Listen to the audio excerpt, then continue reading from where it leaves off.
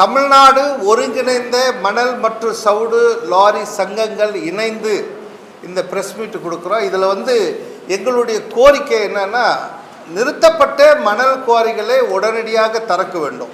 11 மாதமாக நிறுத்தப்பட்டிருக்கு இடி ரேட்னால், அதை திறக்க வேண்டும்.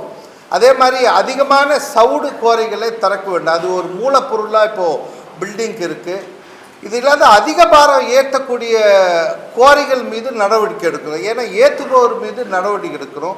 ஹிட் அண்ட் ரன் சட்டத்தை ஓட்டுநர் மீது ஹிட் அண்ட் ரன் 10 ஆண்டு சிறை 7 லட்சம் ரூபாய் அபராதம் என்ற மத்திய அரசு புதிய சட்டத்தை மாநில அரசு அழுத்தம் கொடுத்து நிறுத்த வேண்டும் போன்ற கோரிக்கைகளை முன்வைத்து வருகிற 8/8/2024 அன்று தமிழக முதல்வர் அவருடைய கனிவான கவனத்துக்கு கொண்டு செல்லும் வகையில் அன்று ஆர்ப்பாட்டம் ராஜரத்ன ஸ்டேடியத்தில் காலை 11 மணிக்கு அரசு கவனத்துக்கு கொண்டு செல்லும் வகையில் ஆர்ப்பாட்டம் நடைபெற இருக்கிறது.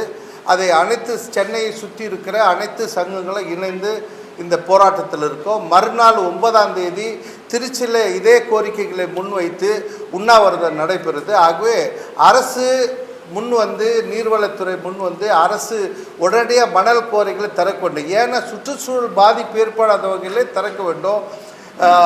இது இல்லாத அரசு இதனால் ஒரு ஆண்டுக்கு 25,000 கோடி ரூபாய் வரும்.